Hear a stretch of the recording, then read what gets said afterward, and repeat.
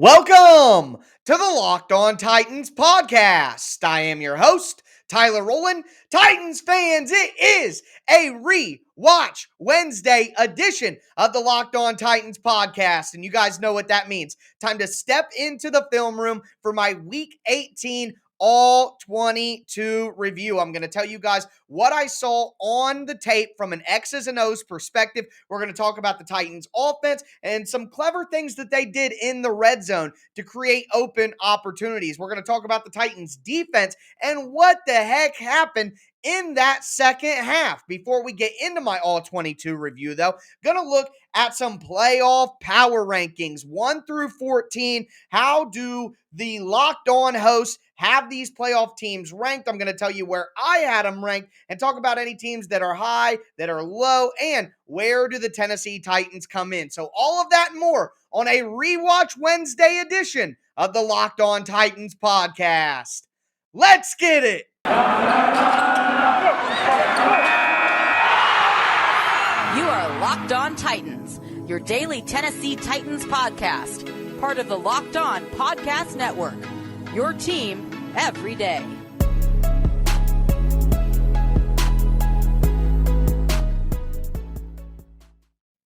Titans fans, it is a REWATCH Wednesday edition of the Locked On Titans podcast. I'm excited to dive into the film, dive into the tape with you guys, and break down everything I saw from the Tennessee Titans from a schematic standpoint. We also are going to talk a little playoff power rankings. We'll start there. Before we get into that, though, do got to thank you guys for making the Locked On Titans podcast your first listen every day. If this is your first ever listen to the Locked On Titans podcast, make sure you subscribe on whatever platform you do stream. You're going to find the Locked On Titans podcast on any podcast platform. And here's the thing, it's always free. Speaking of free, the Locked On Titans YouTube channel is also free. Head there, smash that subscribe button, smash that notification button so you get notified when all of my content goes live. If you're watching on YouTube right now, hit that thumbs up button for me as well. Greatly do appreciate that. You guys are going to want to check me out on social media as well, on Twitter at Tic Tac Titans, because I focus on the X's and O's. And Tic Tac Tuesday was yesterday. My full-length film thread is out. I'll link that in the YouTube description and the podcast description as well. Also, check out the Facebook page at Locked On Titans Pod. But with the housekeeping out of the way, I want to dive into a little playoff power rankings, and I'm going to show you guys and talk about the Locked On Podcast Network's power rankings. So, going to go ahead and pull that up now. For the people who are watching on YouTube, you get the visual aid that I have thrown up on the screen showing you the rankings.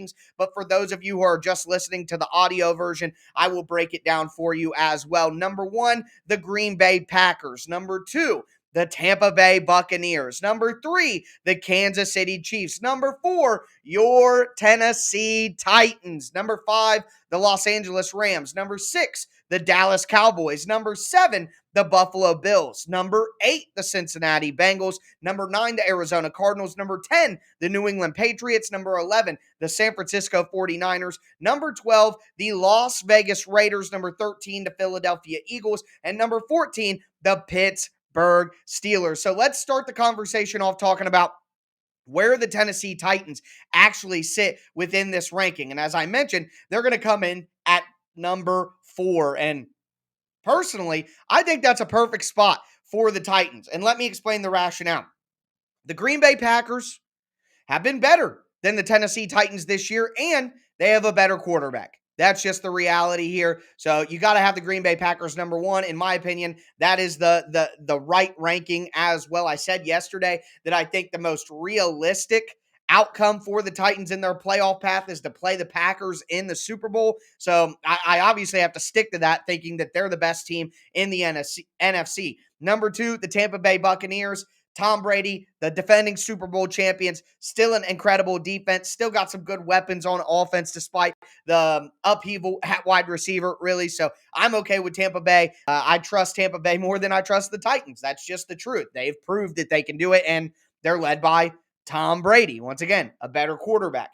Then you look at Kansas City, and I know that the Titans beat Kansas City handily, but Kansas City's been playing great ball, and let's just be real here. They have Patrick Mahomes. I don't know how else to break it down. He's the most talented quarterback in the league. Kansas City's been to 2 Super Bowls in a row. If you were sitting down to make a rankings of who you really think would beat who right now, and you had Tennessee over Kansas City, I just can't get down with that either. I know that the Titans won earlier in the year, but with everything on the line, how can you go against the Chiefs and Patrick Mahomes? You just can't. For my money, you can't do that. So I'm okay with those 3 teams being ahead of the Titans, but this is exactly where the Titans should be. And some people may say the ranking is too high. I don't agree with that. I think this ranking is perfect. Let's pull it up on the screen one more time as we look at the Tennessee Titans at number 4 with the 12-5 record. Now let's talk about some teams that I think may be too high or too low. And the number 1 team that I think is too high here is the Rams. I don't trust the Rams. I don't trust Matthew Stafford whatsoever. And after what they did against San Francisco in the last week of the season, how could you have them at number 5? I just don't understand that. I expressed in yesterday's video my belief in the Dallas Cowboys and their roster and what they can do. I think they're a better football team than the Los Angeles Rams. And quite frankly, I would have the Bills, even though they've been up and down, over the Rams. I don't trust Stafford. I don't trust the Rams. I don't trust McVay. So maybe that's just my personal feelings and you guys disagree, but I think the Rams are too high and I would have them 2 spots lower. Also, looking at the Arizona Cardinals, I don't trust the Cardinals at all. Back-to-back seasons, they've been terrible at the end of the year. They play their worst football at the end of the season. That is the opposite of what a good team would do that's properly coached. I don't trust the Arizona Cardinals at all. I would not have them above the 49ers.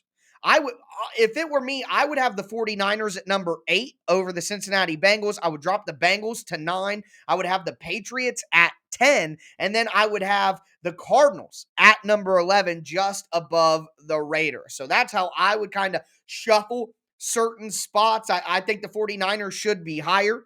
And I think the Cowboys should be a spot higher. I think the Rams and the Cardinals should be lower. Other than that, I'm pretty much in agreement with the rankings, and it makes sense because my votes were part of these power rankings. So I like where the Titans are at. I think that the Rams are too high. I think the 49ers are too low, and that is kind of my analysis on these power rankings. But I wanted to dive into that just to have some fun before we really dive into the tape, dive into the film, and do my all-22 review from Week 18. Again, I'm going to talk about some clever things I saw from the Titans in the red zone on offense and talk about what happened in the second half to the Titans defense. Now, before we get into all of that, do want to tell you guys a little bit about the best tasting protein bars in the galaxy from our friends over at Built Bar. It's a new year. It means a new you. And if your New Year's resolutions are anything like mine or like everybody else's, they probably include getting in better shape and eating healthier. Well, you can do both of those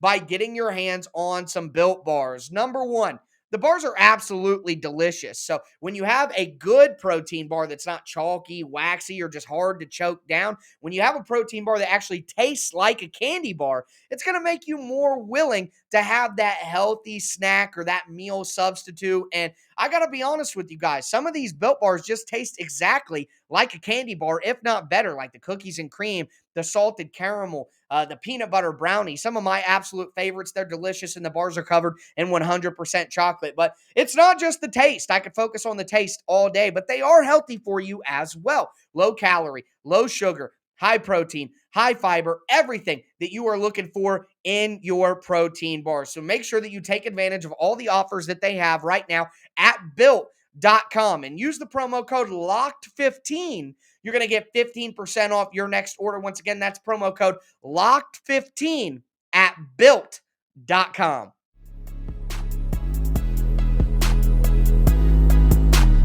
Titans fans, let's continue this Rewatch Wednesday edition of the Locked On Titans podcast. We just talked about some playoff power rankings. Now, it is time, to step into the film room for my weekly All-22 review, taking a look at the Titans' previous game, of course, a Week 18 matchup against the Houston Texans. I'm going to start on the offensive side of the ball. So, number 1, life without Michael Pruitt. The Titans, use Michael as their number 2 tight end. You may be thinking, what about Anthony Ferguson? Well, Ferguson just simply is not the caliber of blocker that Pruitt is, so the Titans can't run their typical 2 tight end sets on early downs with Ferguson as just a natural replacement. It's just not going to work. So what we saw from the Titans was more 21 personnel, and as I reiterate every week, personnel groupings are the backs first, the tight end second. So 21 personnel would be 2 backs, 1 tight end, think a fullback and I formation. So the Titans went with a lot more 21 personnel in this game with a fullback in the backfield, but majority of the time they went with 11 personnel, which remember the formula, 1 back, 1 tight end. That means 3 wide receivers.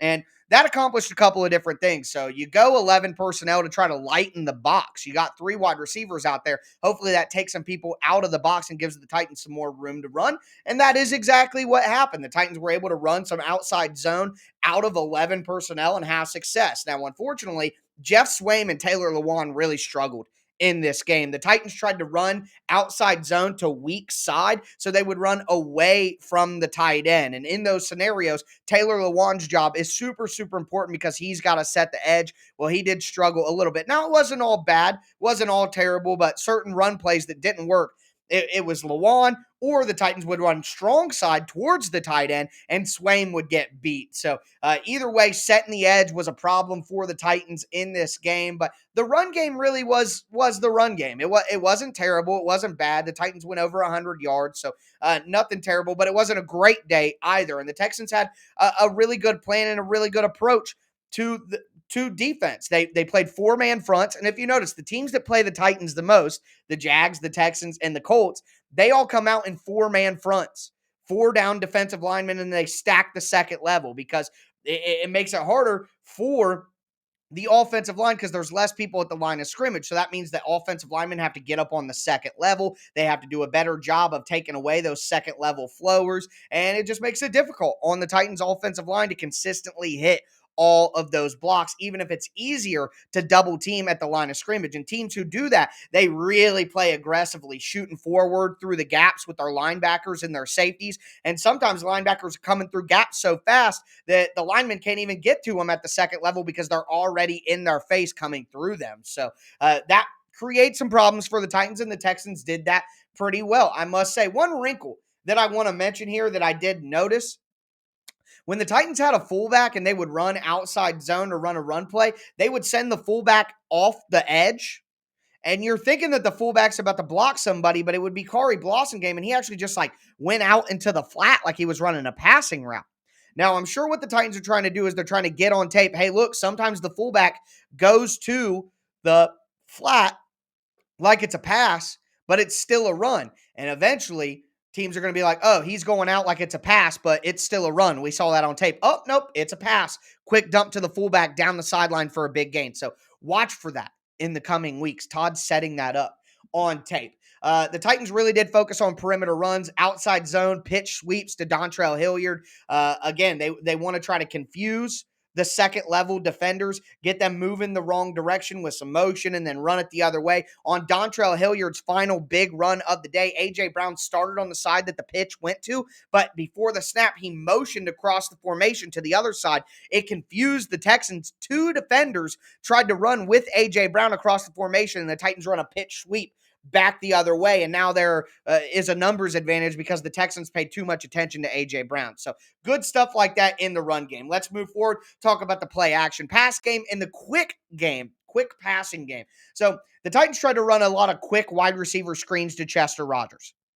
You guys saw them. Quick, boom, throw it to Chester Rogers. Well, here's the problem. Some of those screens worked okay, but Chester Rogers is a practice level player.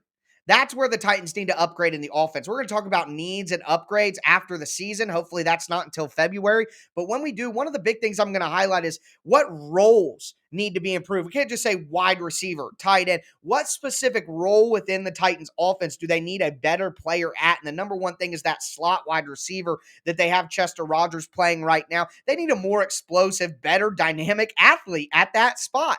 Just a better player overall to take advantage of those opportunities. The Titans want to run those quick pop passes out to the slot wide receiver, but the problem is they're going to get one-on-one matchups. Chester Rogers not going to make a guy miss consistently, and he didn't in this game. So you're getting 2 to 3 yards when if you had a better player there, you would be getting 5, 6, 7 yards. So the Titans got to hit that role in their offense and get a better, more explosive athlete to take advantage of those opportunities. A.J. Brown and Julio Jones are going to get too much attention for them to consistently be that guy. It's not going to be as advantageous as you want it to be. Also do want to mention the Titans were lining up in 13 personnel or just traditional single back with 2 wide receivers and a fullback. Basically, they have 1 wide receiver out wide, and it's an RPO. The Titan, Ryan Tannehill can hand it off, or he can throw the quick slant as well. And they tried to throw one to Julio Jones. It was complete. He got smacked. They tried to throw one to Racey McMath. It didn't get complete. They tried to throw another one. I can't recall who the third person was, but it was incomplete. So the Titans have to get better at those. It's a great way to take advantage of that over-aggression of everybody coming up in the box. Quick, RPO. You think it's a run. It looks like a run. I'm going to hit the quick slant and a one-on-one opportunity. The Titans have to get better at hitting those. They're not good at screens. They're not good at those RPO quick hitters. They just have to improve the timing of those plays.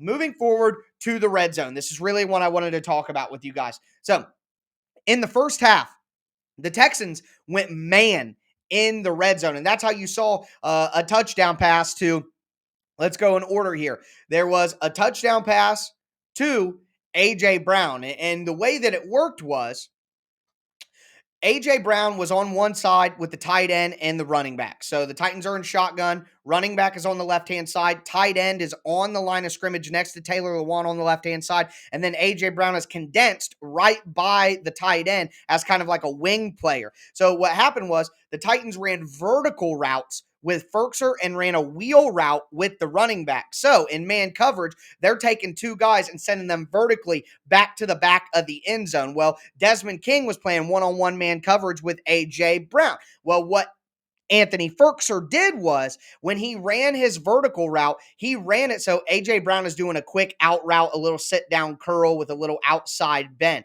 So Anthony Ferkser bent his route, his vertical route, just a little bit, and he was able to run in between Desmond King and A.J. Brown, and that created the separation needed for Tannehill to hit A.J. Brown, and he had enough room to turn around and run straight into the end zone. The Anthony Ferkser touchdown, another great job here. The Titans were in just a balanced shotgun formation, and they ran Anthony Ferkser across the middle of the field. Well, the Titans do this on defense a lot. A lot of teams do. The Texans were in man coverage, and they had 2 linebackers.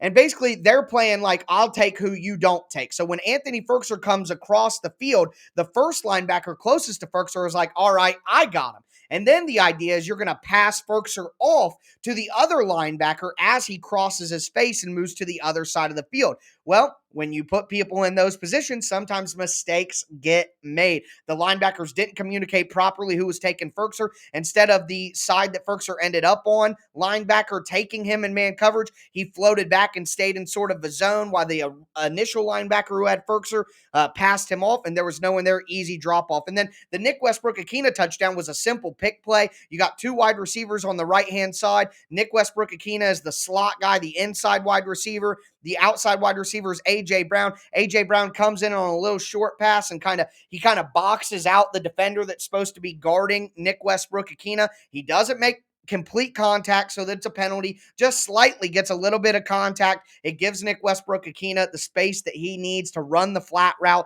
gets the ball from Tannehill, goes right past the pylon, and it's a touchdown. But in the second half, the Texans switched to zone. Well, the Titans had a similar concept there. So think about the formation that I expressed to you guys earlier, where they were running verticals. There were a lot of people running vertical routes. Well, Julio Jones was in the slot on the right-hand side on the second half touchdown. A couple people ran vertical routes, and it took the attention of the deep safeties in the end zone. Julio Jones got right past the defender that was lined up in front of him who sat down in the zone, and then he looked and saw a hole in the zone because the deep safeties in the back of the end zone were paying attention to the vertical routes. Nick Westbrook-Akina, for example, was on a vertical route. The safety was paying attention to him, and because of that, Julio Jones settled in right in the zone, right past the defender that was in front of his face at the snap, and right before the safety who was looking at Nick Westbrook-Aquino on the vertical route going across the back of the end zone. So Julio got to sit down right there in that zone. Tannehill fires it in. A great job. I do want to just mention quickly, guys, we saw exactly what we hope to see in this game. The Texans were in a cover 3 shell with a single high safety with 8 guys in the box. That's what the Titans are going to see. Okay, it's a play action pass. A.J. Brown runs a deep post. And what do you think that deep safety does?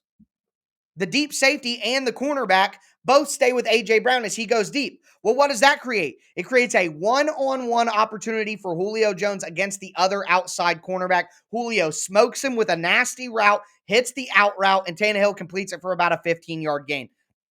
That right there, folks, is exactly what we've been looking for. 8 in the box because they're worried about the run game. 2 defensive backs go with AJ because they're worried about AJ leaving one-on-one opportunities for Julio Jones, which he has to take advantage of, and he did take advantage of in this game. So just to get you excited, that's what we've been hoping for all year, and that's what we saw right there. Now, Tannehill did miss 2 deep shots to Julio Jones, but him taking those deep shots gives me confidence that he'll be able to hit some in the playoffs. We are going to talk about the defensive side of the ball. Before we do, want to tell you guys about GetUpside. Titans fans, there's an incredible app that anybody who buys gas has to know about. It's called GetUpside. My listeners are making up to 25 cents for every gallon of gas every time they fill up. Just download the free GetUpside app in the App Store or on Google Play right now. Use the promo code TOUCHDOWN, and you'll get a bonus 25 cents per gallon on your first fill up. That's up to 50 cents cash back. Don't pay full price at the pump ever again. Get cash back using GetUpside. Download the app for free. Use the promo code TOUCHDOWN and get up to 50 cents a gallon cash back on your first tank. Hey, some people who drive a lot make up to $200-$300 a month in cash back. And here's the thing. There's no catch. The cash back gets added directly to your GetUpside account, and then you can cash out at any time directly to your bank account, your PayPal, or even a e-gift card like for Amazon. Just download the free GetUpside app, use that promo code TOUCHDOWN, and get up to 50 cents a gallon cash back on your first tank. Once again, that's promo code TOUCHDOWN on the free GetUpside app.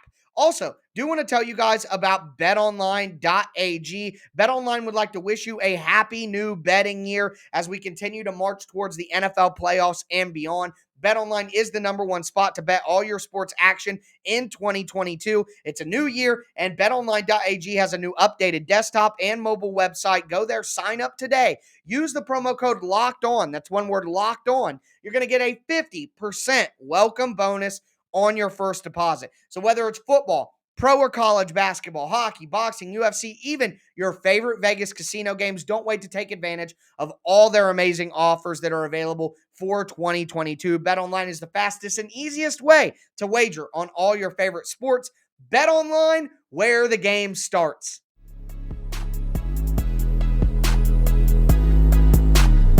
Titans fans, let's cap off this Rewatch Wednesday edition of the Locked On Titans podcast, breaking down what I saw from the defense schematically in that game against the Houston Texans. And obviously it was a little bit of a second half collapse, but I saw what happened. I get what happened here. It doesn't excuse it, but I get what happened. Let's just say this quickly.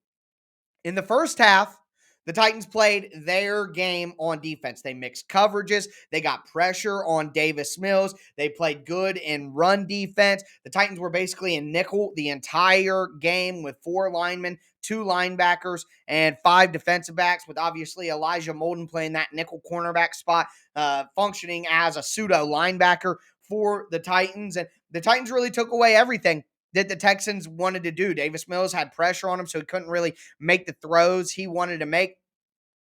And I do want to point out that the Titans, as they did in the last game against the Texans that worked, they spent a lot of time at the line of scrimmage. The Titans don't blitz a lot, and they do line up over the line of scrimmage with crowds, but it's normally only 5 people. You'll have the 4 down linemen, and then David Long will be walked up over the center, and that just doesn't allow the offensive line to know exactly where to slide to. But in this game, the Titans put about 6 or 7 on the line of scrimmage. Especially they would put 6, double mug the A gaps, which means there's a linebacker on both sides of the center. and then the 4 defensive linemen. That really causes confusion. And what the Titans were doing is one time they brought a blitz where they brought all 4 guys in the middle, Simmons, Autry, Long, and Cunningham. And then they dropped off Bud Dupree and Harold Landry on the outsides. So that was a pretty good. Titans were trying to get interior pressure. So that's a pretty good way to do that. Also, you guys, I'm sure, remember the delayed Kevin Byard blitz, where the Titans basically did that same exact thing. And they had Byard in the linebacker spot about 5 yards off the ball. Byard kind of faked like he was going back and then came right up the middle. And that created a good opportunity for the Titans defense as well. So using Kevin Byard and the linebackers to create interior pressure was a plan against the Texans. They wanted to flush Davis Mills out of the pocket. That's not where he does his best work. So that was all working in the first half to the tune of 0 points for the Texans. The second half, though, the Titans went super vanilla. I didn't see any cover 2 invert. They went simple man coverage. They went cover 4. They went cover 3. And they didn't roll safeties a lot or try to confuse the quarterback. They just wanted to be in their spots, play solid defense so they didn't give up a big play. Excuse me. But here are some things that the Texans did that, it was awesome. I like the Titans and want the Titans to win, but I recognize great scheme. And Tim Kelly, the offensive coordinator of the Houston Texans, Dennis Kelly's brother, just did a great job. He's somebody I wanted the Titans to hire in the offseason, but the Texans retained him. I'm sure they gave him a good amount of money as well, so I get why he stayed. But number one, the Texans went spread. They spread it out, and this is the best way to deal with the Titans defense because you spread it out, you see your matchups clearly, you get rid of the ball quickly, and then the Titans pass rush in front can't stop you. And you're not running into the teeth and running into the strength of the Titans defense by running the ball. So the Texans were spreading out the defense with spread shotgun, and then to combine that, they were going up tempo. So now when you go up tempo and you don't make substitutions, the Titans can't make substitutions either. And we know what the Titans like to do on defense. They want Elijah Molden out there as their slot cornerback on early downs and rundowns. They want to bring in Buster Screen, Dane Cruikshank, and get that package in on passing downs. Well, the Titans couldn't do that because the Texans were going up tempo. So they were spreading it out with 1 running back, 1 tight end, 3 wide receivers, going full spread, full 5 wide, and saying, hey, we're gonna hunt matchups. We're gonna find matchups, and you're not gonna be able to change personnel because we're going up tempo. That means the defensive line gets more tired, which affects the pass rush. That means you got Molden out there playing man-to-man coverage, and that's not his specialty or what he needs to be doing right now, which is why they rotate him out in those situations all year long. So good job by the Texans getting the Titans in packages they didn't want to stay in and spreading them out to get the advantages they want, and that's how you find Elijah Molden getting killed by Danny Amendola. So that's part of that. Also, do want to mention here that there were a few lucky catches for the Texans. That one ball gets popped up in the air and Nico Collins comes down with it. One pass on a wheel route to Rex Burkhead over Zach Cunningham. Some of this stuff was just kind of lucky, plays. Maybe not lucky, but just guys making plays. And at the end of the day, there's nothing you can do to scheme up to stop a guy making an awesome play. And that's kind of what happened in some of these situations. So also, I talked about clearing vertical in the red zone period of the offense, but the Texans, and this is something San Francisco did really well as well, they would use vertical routes to clear. Now, they wouldn't do vertical routes on the outsides every time. Sometimes the vertical route would come from the slot guy. Okay, but in this scenario, the Texans were doing a lot of outside vertical routes. Well, what happens there is the Titans are playing cover 2. So you got a deep defender. Well, normally when the Titans run cover 2, they'll have like a whole defender, whether it be Amani Hooker coming down in a cover 2 invert, whether it be Jayon Brown or Rashaan Evans or one of them running vertically with the seam route. But the Titans weren't doing that in this game. They were just having a traditional cover 2 where you didn't have a specific guy covering the hole in the middle. And the Texans were running vertical routes, which took the attention of both deep safeties. And then they'd run a deep dig route or a crosser over the middle. And there was nobody there on the big Amendola catch. It was a cover 2. The Texans had 2 vertical routes that took the attention of the safeties. Danny Amendola came across the middle, settled down like he was going to do a short curl by the linebackers and Elijah Molden. And then he went went vertically all of a sudden through the middle of the field, and he was wide open. So these are just schematic touches that Tim Kelly was making to take advantage of the vanilla coverages that the Titans decided to go with in the second half. The Titans weren't super aggressive. The Titans weren't super creative in the second half. They're up 21-0. They don't want to blow it. They don't want to get caught in a cover two invert, not getting back deep enough and have the ball go over their head. But in turn, because they weren't doing those traditional or those normal things that they do, they were going with more traditional coverages. That makes it easier for the offensive coordinator's scheme wins in those scenarios because these are coverages that aren't super complex, that aren't super advanced. You're not looking like you're going to play cover two with two high safeties, dropping one safety down into the middle and using a cornerback as the other deep half. You're not doing those things. So, they're going to run cover two a lot. They're going to run man a lot. Well, I'm going to use simple plays that are going to take advantage of those coverages. So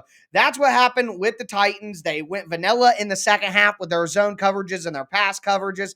The Texans went up tempo and spread them out so they couldn't make the personnel changes that they wanted to make throughout. And all of that combined to a big run for the Texans, but nothing that I am long-term worried about because the Titans aren't going to go away from what they do best in a playoff game. So either way, that is my breakdown of the Titans offense and the Titans defense. Of course, always long-winded on these Wednesday pods. No crossover Thursday tomorrow. So I'm going to have some fun and think of something to discuss with you guys. There's a lot going on. The Titans are starting to have some roster moves happen. So I might go over all of the roster news from the week with you guys. That's probably the plan right now. But that's going to do it for me today, folks. As always, I am your host, Tyler Rowland, and this was Locked On Titans.